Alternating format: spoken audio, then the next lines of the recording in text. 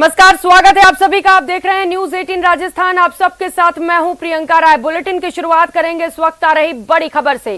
जयपुर से ये बड़ी खबर है, राजकीय कर्मचारियों का हल्ला बोल देखने को मिल रहा है। शहीद स्मारक पर विशाल धरना प्रदर्शन जारी है।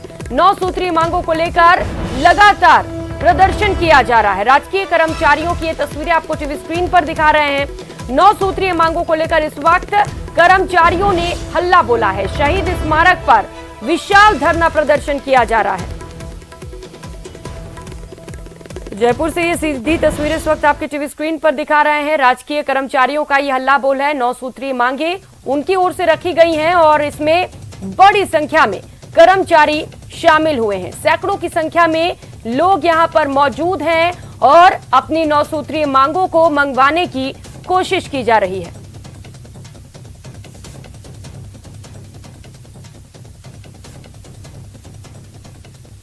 और सहयोगी लवली सीधे इस वक्त जयपुर से हमारे साथ जुड़ चुके हैं। इसी खबर पर ज्यादा जानकारी लेंगे। लवली, कौन कौन सी वो 9 मांगे हैं जिन्हें लेकर ये प्रदर्शन किया जा रहा है?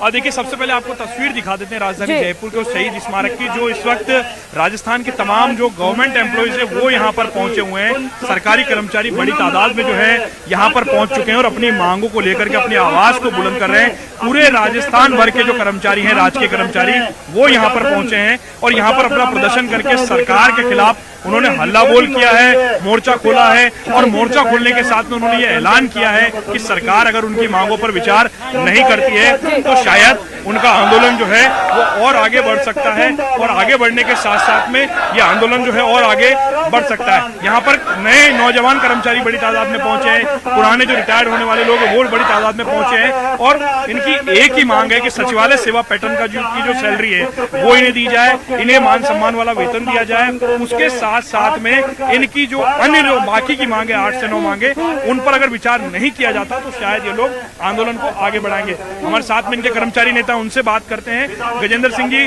क्या ऐलान किया आज आप लोगों ने? पूरे राजस्थान भर का कर्मचारी आज तो जयपुर की शहीद स्मारक पर नजर आ रहा, मंत्रालय कर्मचारी, क्या कहना चाहते हैं आप बताइए?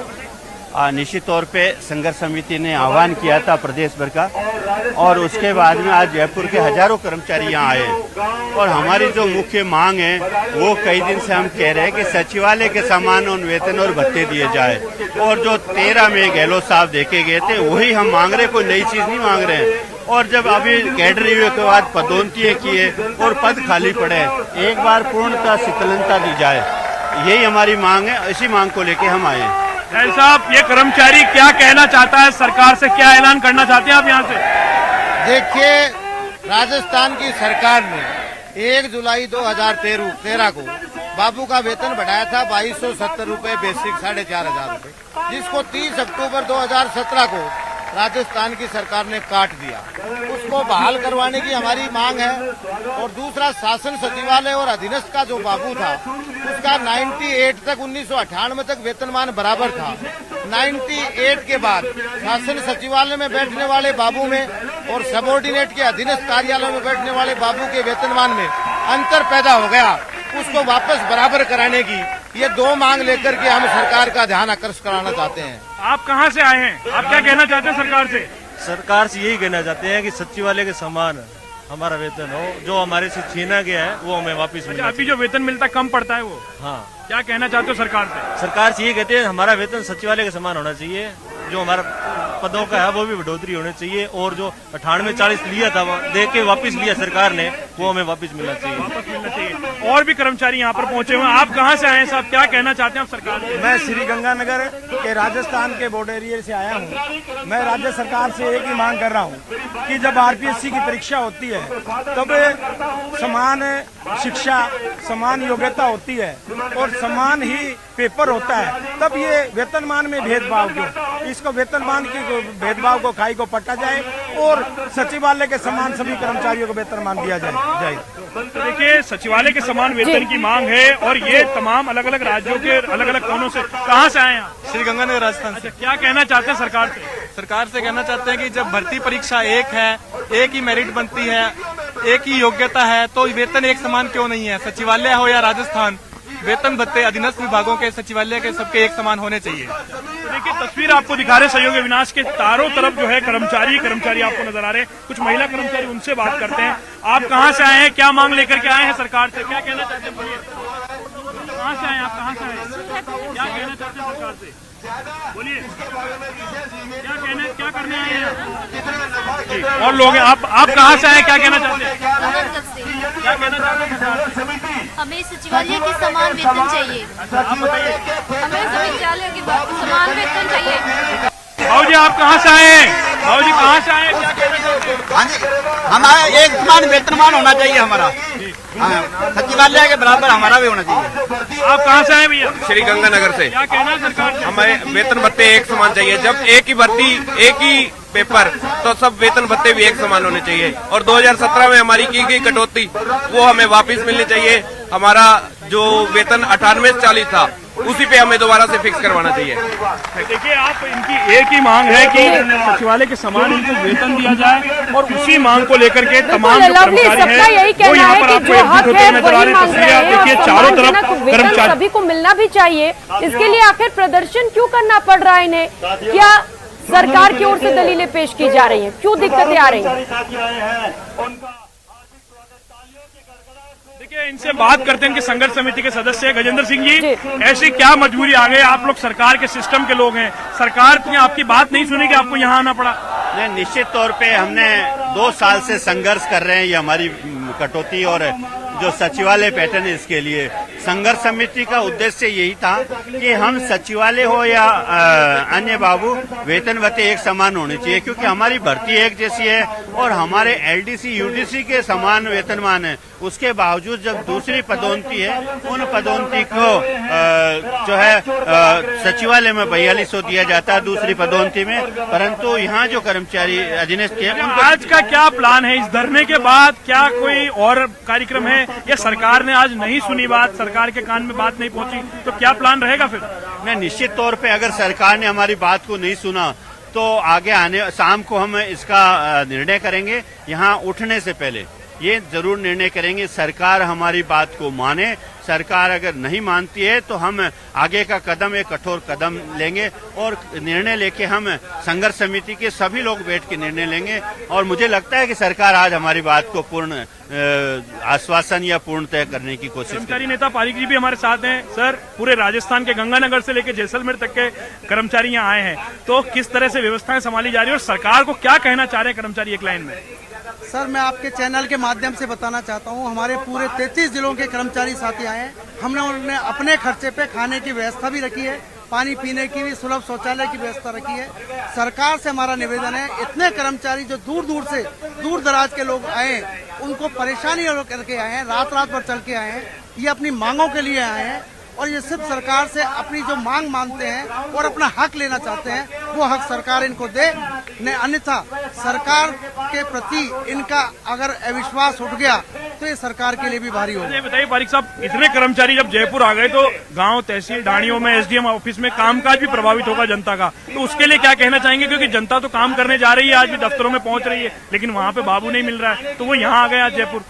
सर, अपने हक के लिए हर कोई जाता है। ये लोग अपनी छुट्टियां लेकर के आए, एक दिन की सीएल कटाई है इन्होंने। हम इनको ज्यादा दिन नहीं रोकेंगे, हम कोई 15-20 दिन नहीं रोकेंगे।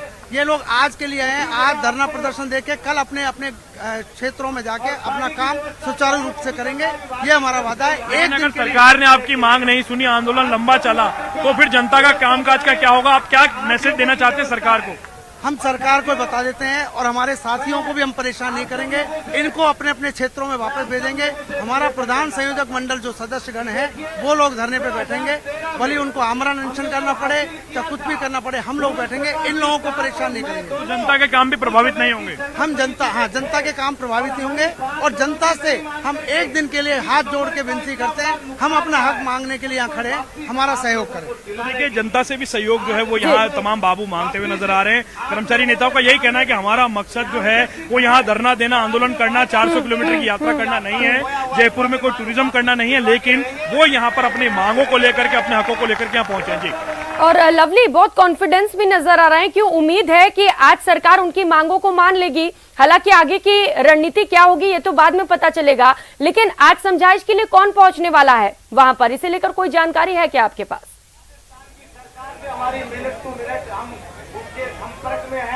देखिए, फिलहाल सरकार की ओर से कोई बातचीत का न्योता अभी तक नहीं आया है। कर्मचारियों की संख्या लगातार यहाँ पर बढ़ रही है। हम संघर्ष समिति के लोगों से बात करते हैं कि क्या सरकार की तरफ से कोई बातचीत का न्योता मिला है, क्या सरकार इनसे कोई बात करने की कोशिश कर रही है, क्या सरकार से कोई बातचीत का न्योता मिला है, या आज आंदोलन इसी तरह चलेगा? नहीं, अभी तक कोई बातचीत का न्योता नहीं मिला, पर हमें विश्वास है और हम ज्ञापन प्रशासनिक स्तर पे ज्ञापन देने जाएंगे। उसके बाद में हमें क्या आश्वासन मिलता है, क्या हमें आदेश मिलता है, उसके बाद में हम संघर्ष समिति के सभी लोग बैठ के और इस बात पे तय करेंगे कि आगे क्या करना चाहिए। तो देखिए, सरकार की ओर से अभी कोई नुमाइंदा यहाँ नहीं आया है, सरकार की ओर से कोई बातचीत डायलॉग शुरू नहीं किया गया है, मगर कर्मचारी अपने बात रखेगा, ज्ञापन देगा और पूरे राज्य भर के कर्मचारी जो है अपनी मांगों को एकजुट करने के लिए एक बार सहयोग अविनाश आपको चारों तरफ का नजारा दिखाएंगे शहीद स्मारक का, कि किस तरह से मजमा लग चुका है यहाँ पर, और शहीद स्मारक पर चारों तरफ जहाँ जहाँ नजर जाएगी वहाँ आपको राजस्थान का मंत्रालय कर्मचारी जैसलमेर कोई समझाइश के लिए पहुंचता है या सरकार की ओर से न्योता आता है तो वो भी जानकारी आपसे अपडेट्स लेते रहेंगे। बहुत शुक्रिया फिलहाल इन तमाम जानकारियों के लिए।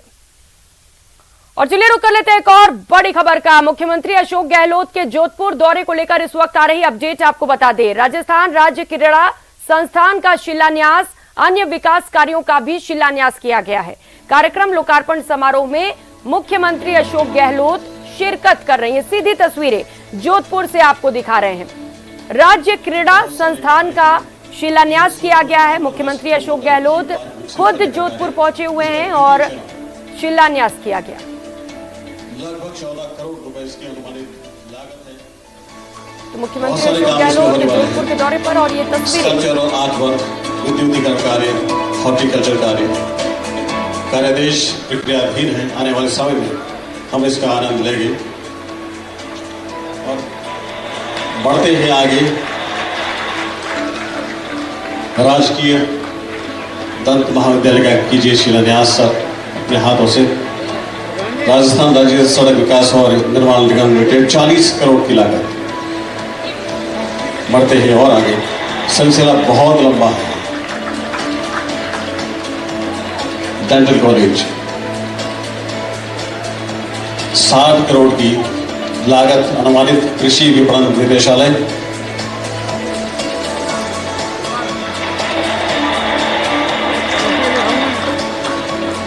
और बढ़ जाएं आगे हम।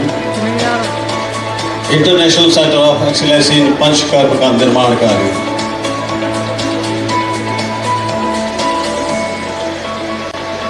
बढ़े आगे,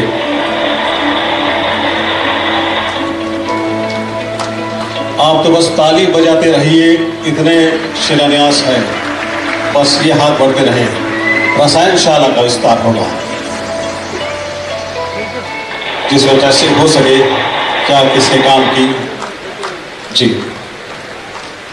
और उसके बाद औषध गुणवत्ता प्रयोगशाला का निर्माण कार्य, जिसकी अनुमानित लागत 5.1 करोड़।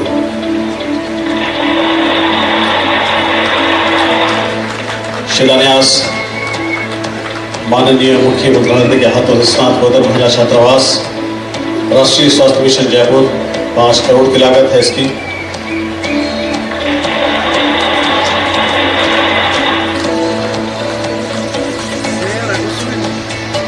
और स्नातक छात्रावास यानी कि 10 हॉस्टल 4 करोड़ की लागत है। राष्ट्रीय स्वास्थ्य मिशन जयपुर कार्यकारी एजेंसी की जो है उनके हाथों से भी। और इसके बाद सबसे जो खास बात है, होम्योपैथी महाविद्यालय 9 करोड़ की लागत होगी। निर्माण कार्य इसका बहुत जल्दी दुरुस्त होने वाला है, अच्छा होने वाला है। बाद में उसके 10 करोड़ की लागत से डेयरी और खाद्य प्रौद्योगिकी महाविद्यालय, कृषि विश्वविद्यालय, डेयरी और खाद्य प्रोडक्ट जो है उनके बारे में गहन जानकारियाँ, उसके बारे में विस्तार से जानकारियाँ। विभाग कृषि विश्वविद्यालय, प्रौद्योगिकी और कृषि अभियांत्रिकी महाविद्यालय, तो लागत जो है 10 करोड़।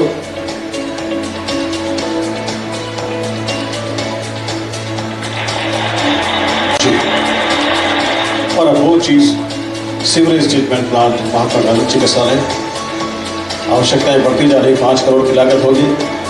इसमें तरल और ठोस अवशिष्ट के विस्तारण के लिए सीवरेज ट्रीटमेंट प्लांट स्थापित होगा।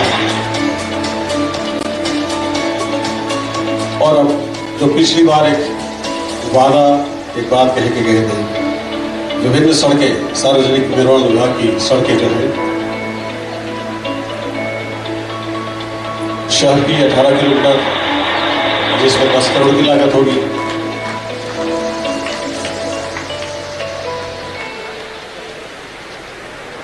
जोधपुर नगर निगम उत्तर में 18 किलोमीटर की लंबाई वाली लागत, जिसकी 15 करोड़। नगर निगम दक्षिण में 30.855 किलोमीटर लंबाई की सड़कें, 15 करोड़ की लागत होगी इसमें। और विभिन्न भवनों का निर्माण, मगरापुर जिला जोधपुर वाला,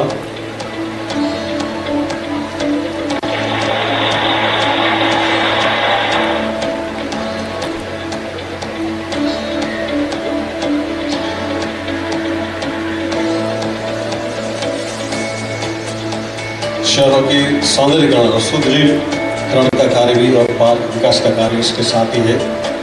कैलाना है, इसमें शिकारगढ़ है, वार्ड संख्या 79 है, वार्ड नंबर 80 नगर निगम दक्षिण विष्णुनगर सीवरेज से क्षतिग्रस्त मार्ग और सड़क निर्माण, साथ ही रावटी से खरबूजा बावड़ी घोड़ाघाटी रोड बसीसी जलौकी, सूरसागर थाना से रामद्वारा तक घाटी की कटिंग करते सड़क की चौड़ाईकरण, और वार्ड संख्या 73 नगर निगम उत्तर से सीसी सड़कों का निर्माण, और वार्ड संख्या 79 से पक्षी विहार पार्क दीवार जेल भराई उसके कार्य।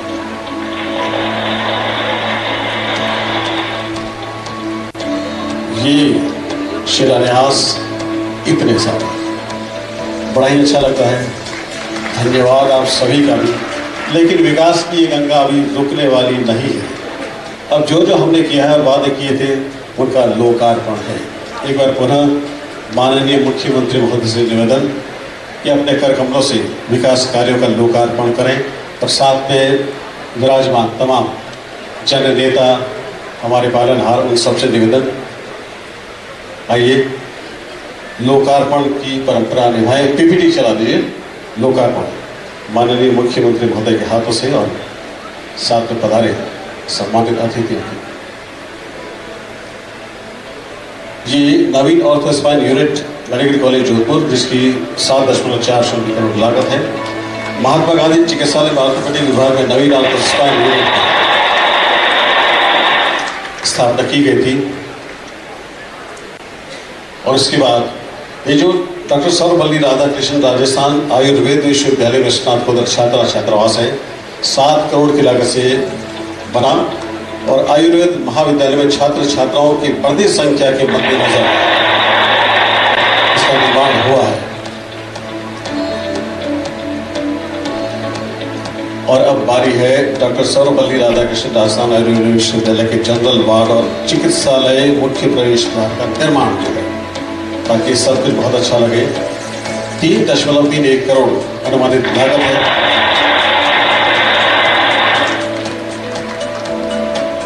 और यहीं पर आयुर्वेद महाविद्यालय भवन का विस्तार, और विस्तार के लिए 3.20 करोड़ अनुमानित लागत इसकी रहेगी। ये सब हमने कर लिया है,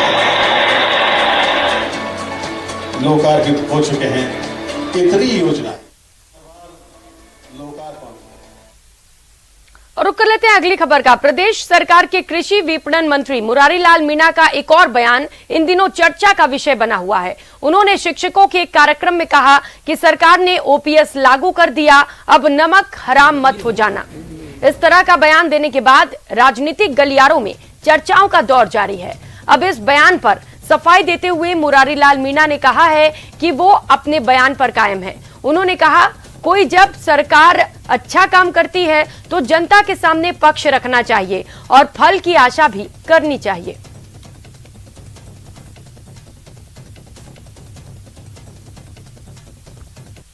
कोई भी सरकार जब अच्छे काम करती है तो उसका पक्ष रखना चाहिए जनता को। कोई व्यक्ति किसी के ऊपर काम करता है, कई काम तो ऐसे होते हैं उठने के जो करने ही पड़ते हैं, कई लाइन से हट करके भी काम कर देते हैं। जैसे ओपीएस का एक काम ऐसा है जो लाइन से हटके किया सरकार ने कर्मचारियों के पक्ष में, तो मैंने इसलिए कहा था कि भाई ज्यादातर क्या करते हैं कि मैंने बोला क्या हरिगुण गाँव जो ही अंगूठा बताओ जो भी हो, ये बात थोड़ी है। तो हरिगुण गाँव तो हरिगुण के हिसाब से उसको फल दो, और नेताओं का फल वोट देना है तो चुनाव वोट दो। गैर वफादारी मान लो, उसको नमक हराने मान लो, कुछ मान लो, फिर मैं मेरे बात में कायम हूँ। और खबर जम्मू कश्मीर से है। शोपिया के कापरेन इलाके में आतंकियों और सुरक्षा बलों के बीच मुठभेड़ चल रही है। मुठभेड़ में एक आतंकी मारा गया है। मुठभेड़ में मारे गए जैश-ए-मोहम्मद के आतंकी संगठन के एक सदस्य की पहचान कामरान भाई उर्फ हनीस के रूप में की गई है, जो कुलगाम शोपिया इलाके में सक्रिय था।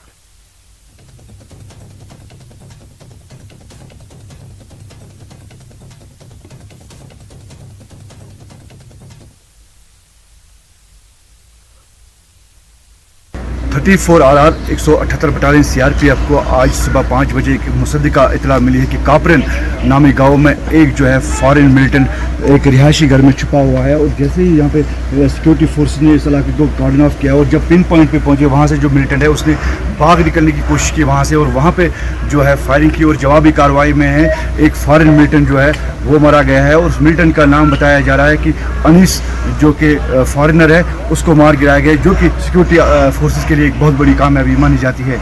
इरशाद मलिक, न्यूज़ 18 नेटवर्क, कापरेन, शोपियान। उधर एमपी में इंदौर की शिप्रा थाना पुलिस ने एक युवती की शिकायत पर राजस्थान के रहने वाले शाहरुख नामक युवक के खिलाफ अपहरण, दुष्कर्म और लव जिहाद सहित कई गंभीर धाराओं में मुकदमा दर्ज किया। पुलिस ने पीड़िता की शिकायत के बाद केस दर्ज कर आरोपी को गिरफ्तार कर लिया है। जॉब के सिलसिले में राजस्थान गई युवती की टैक्सी ड्राइवर से परिचय हुआ। उसने अपना नाम राजू बताया, जबकि वो शाहरुख था। राजू की पत्नी के फोन कॉल से पीड़िता को उसके विवाहित होने की जानकारी मिली। ये भी पता चला कि उसके 2 बच्चे हैं और वो मुस्लिम है। उसके बाद पीड़िता ने उसके साथ रहने से इनकार किया तो वो धमकाने लगा और बंधक बनाकर धर्म परिवर्तन करने के लिए दबाव बनाने लगा। वहाँ एक ड्राइवर से उसकी जान पहचान हुई, उसने अपना हिंदू नाम बताया था और उससे उसने शादी की। जिस कमरे में उन्होंने किराए के कमरे में लेकर रहने लगे तो उसको बाद में पता चला कि वो दूसरे धर्म का है, तो उसने विरोध किया तो उसको कमरे में बंद कर दिया। तो वो युवती वहाँ से भाग के इंदौर आई, हम लोगों के पास आई और उसने बताया कि वो जो लड़का है वो उसको अभी भी धमकी दे रहा है कि तेरी बहन को उठा के ले जाऊंगा या तू मेरे साथ चल। इसके बाद फिर वो जो युवक था वो अपने 2 साथियों के साथ वो आ गया।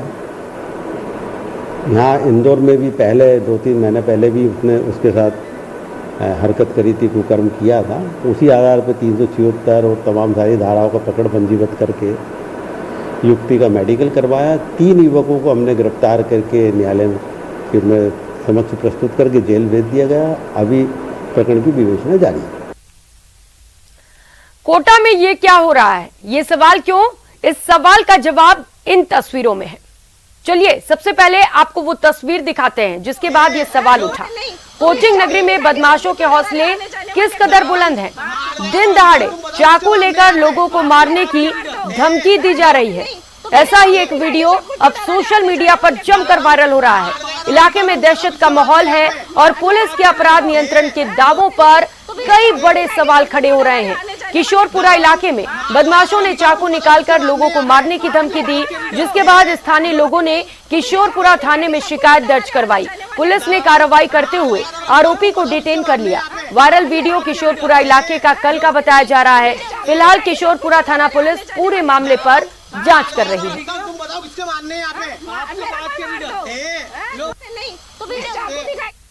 और खबर भीलवाड़ा से, जिले का रायपुर कस्बा सुबह से बंद रहा। रायपुर में हिंदू संगठनों का विरोध शुरू हो गया। व्यापारियों ने अपने प्रतिष्ठान तक नहीं खोले। एक सामाजिक कार्यक्रम का विरोध किया जा रहा है। बिना प्रशासन की मंजूरी के ये कार्यक्रम किया गया था, जिसे लेकर विरोध प्रदर्शन किया जा रहा है और लोगों ने अपने अपने दुकान बंद कर रखे हैं। ये तस्वीरें आप देख सकते हैं किस तरीके से इस विरोध का असर भी देखने को मिल रहा है और पूरे बाजार में सन्नाटा पसरा हुआ है।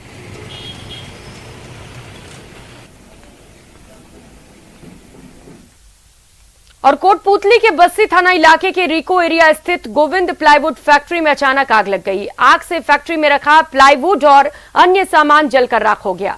आग लगने की सूचना मिलते ही मौके पर दमकल की 5 गाड़ियां पहुंची और आग पर काबू पाने की कोशिशें शुरू हुई।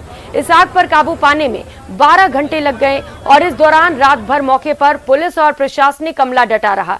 इस आग की वजह से लाखों का नुकसान हुआ है। और अब बात बारा की, जहां अंता के पास NH 27 पर चलते ट्रक में अचानक आग लग गई। ट्रक ड्राइवर ने तुरंत ट्रक से कूदकर अपनी जान बचाई। कहा जा रहा है कि शॉर्ट सर्किट की वजह से आग लगी थी। आग लगने से ट्रक के आगे का हिस्सा पूरी तरह से जल चुका है। दमकल की टीम मौके पर पहुंची है और आग पर काबू पा लिया गया है।